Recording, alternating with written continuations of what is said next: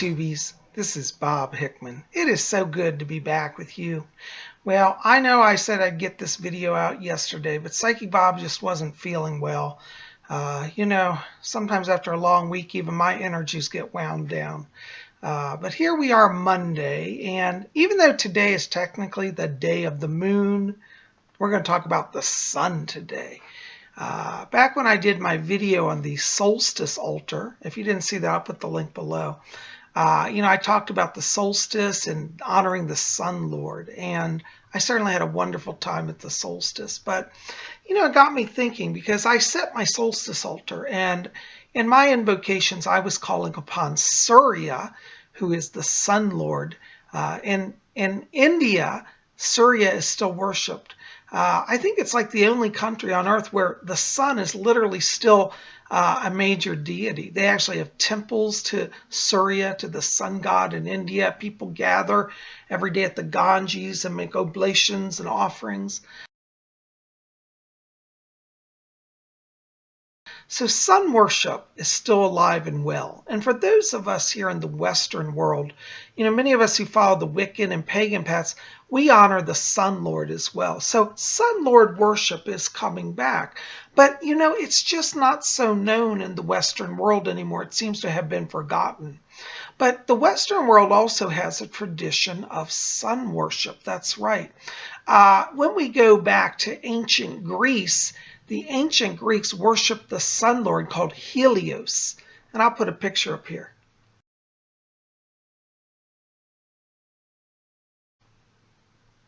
Helios was the great god of the sun. He had temples and it was prayed to every day.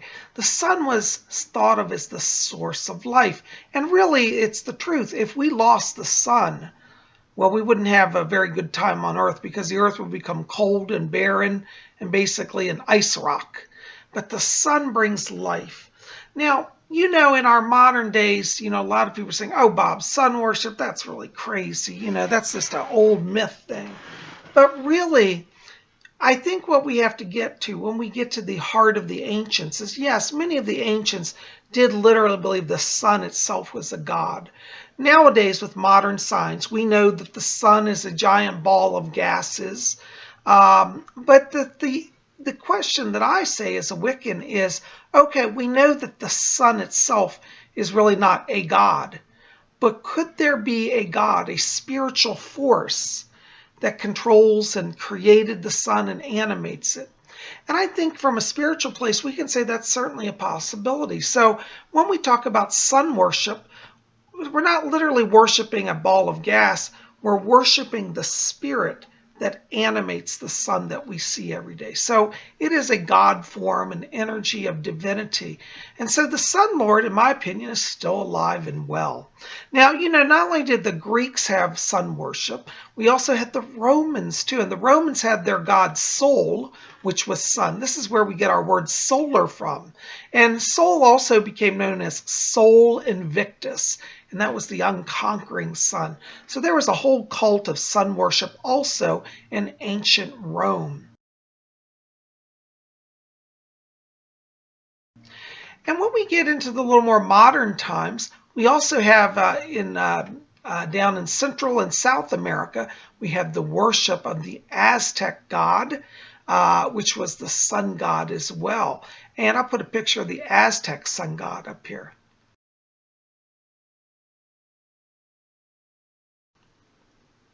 So as you can see, the Sun Lord is literally all over the world. So he's in the East and he's in the West. Now in Japan, they have the worship of the sun goddess. They believe that the goddess rules the sun, and they call her, what's her name? I'm blanking out here. The sun goddess is Amaterasu Omikami. It takes me a while to say that. Amaterasu Omikami. We're going to do a whole different video on sun goddesses, but just for now, know that there's also a sun goddess. Traditionally, though, in the Western tradition, which as a Wiccan, I teach from the Western perspective, we tend to view the sun as the masculine principle of life, and we view the moon as the feminine principle of life. So we have sun and we have moon, and they hold the universe in balance. In astrology, the sun and the moon are called the lights of the zodiac. That means whatever the sun aspects or the moon aspects, the power of that is highlighted. So if the sun is aspecting Venus, then the energies of Venus are very strong in the chart at that time. So the sun and the moon are illuminators, they're aspectors, they highlight aspects. I actually am a big believer in the sun and the moon and their power. I do believe that praying to the sun lord is certainly a valid form of religion. Some people, again, may say, oh, that's pagan, that's weird. Well, we're pagan, and yeah, maybe we're a little weird. But the power of the sun really gives life to the earth. You know, the ancient Egyptians also worshiped the sun god. They called the ancient sun god Ra, and he was visualized as a giant falcon headed man who had the sun on his head, and he would travel over the earth in his moon boat, or excuse me, his sun boat, his solar boat every day. And so they believed that the movement of the sun across the sky was literally Ra in his boat. Now, in India, as we talked about Surya, they believe that the sun god travels in a chariot and he crosses over the earth. So this accounts for the rising of the sun at high noon, and then the setting sun. And also the Greek and Roman gods, Helios and Sol, also traveled in chariots, very similar to Surya. Now, what's very interesting, something I was researching, the name Surya, starts with an S, Surya, and the ancient sun god Rome was Sol, and so they believe that linguists believe that there's a connection there between Sol and Surya, very close in historical links. So you see, this points to the universality of the sun god. I think it doesn't really matter whether you call him Ra, or you call him Sol, or you call him Surya, or Helios, because really the truth is, as it's always believed, all gods are one god and all goddesses are one goddess. So I believe that if you're worshiping Ra and somebody in India is worshiping Surya, technically they may be different, but ultimately it's the one sun lord. So he takes many names and forms, I believe. Very interesting. Sun worship became very controversial at one point in ancient Egypt. There was a pharaoh called Akhenaten, and Akhenaten became a monotheist. One day he had a vision that the sun was the ultimate god and that there were no other gods. And so he started a religion of sun worship, and he called the sun disk Aten, A-T-E-N, which means literally disk. And Akhenaten's temples would literally go in and they'd have a big golden disc on the altar on the wall. And he removed all the other god images, such as Isis and Horus, and all the other gods were removed from the temples. Akhenaten upset the priesthood greatly, and they really did not like that because they felt that he was taking over their area of influence, and they felt that he attacked the gods. But Akhenaten truly was a monotheist. I think we would call him the first monotheist because he had a belief that there was a sole god, and the sole god was the sun god. Some people say even that the Catholic Church was influenced by that down the road because they say that Catholicism is based on solar worship. So between the Roman god Sol and the Egyptian influences of Aten, as per Akhenaten, they believe that the Catholic Church has an influence. Now, when you go to a Catholic Church, if you look around, you can see, that there does seem to be a lot of solar influences.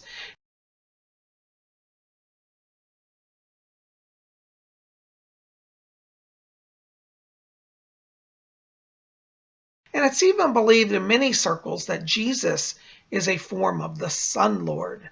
And so it's interesting that he's the Son of God, S-O-N, but really if we called him the Son, S-U-N, of God, he'd fit in well with the solar deities. So anyways, I think the Sun Lord's image is always reappearing, renewing, and it's very fascinating. So I just want to come here and share those thoughts with you. I love the Sun Lord. I have in my house a number of solar things. This is one of my solar hangings that I have in my home. Isn't that beautiful? It's the Sun Lord. See? Now, the Sun Lord can take few forms. He can take a personified form, such as a person, like a body, an anthropomorphic form. Or he can take the more abstract solar disk form. Either way, he's still the Sun Lord, and he's honored and worshipped in both forms. But I thought you'd enjoy seeing this beautiful Sun Lord. Notice we've got the moons with it here and bells. It's a lovely wall hanging and jingles. But whenever I need a dose of sun energy, I look at this and I tell you, it's just wonderful. His beautiful glowing face really brightens my day. And many of you have seen also I have this beautiful solar pendant that I wear, which is from India. It's brass. It's Surya, the Sun Lord, in his disc form. So, as I said, whether you honor the Sun Lord in his solar disk form or an anthropomorphic form, the Lord is the Lord. Hail the Sun Lord, I always say. Anyways, guys, I just want to bring that to you, kind of share some thoughts on that. I'm just curious, do any of you have a devotion to the Sun Lord? Are any of you Sun Lord worshipers? I'd sure love to hear about it. So tell me about your experiences with the Sun Lord or sun worship, or your just general beliefs about the sun in the box below. I'd sure love to hear from you. I'm so glad you're here. By the way, since we're talking about solar things, all things solar, you might want to pop over to my website at robert-hickman.com, where I do horoscopes every day. And horoscopes are focused on the sun sign. So everybody has a sun sign. And that's what, when you were born, the sun was in a certain zodiac house. And that's your sun sign. So if you don't know what sign you are, if you go to my website, it gives the list of the signs and then the birth dates. So when you find the sign that your birth date falls into, that's your sun sign. So I do that every day, free daily horoscopes. You don't have to register. You don't have to use a credit card. It's absolutely free. Just go look at it, okay? So I hope you'll check that out. I'm so glad you're here. Listen, hit subscribe. Be part of our channel. I hope you'll like this favorite. Share it with your friends. Let's get the word out, and let's build up the good we do here at Spirit Channel. I'm so glad you guys are here. Oh, by the way, if you didn't see it already, definitely check out Saturday night's video. We had a wonderful seance as well. So that's the video right before this. Check that out. I'm so glad you're here. Listen, hope you'll be part of our channel. Subscribe, and we'll look back for you here tomorrow when we'll have messages from the spirit world.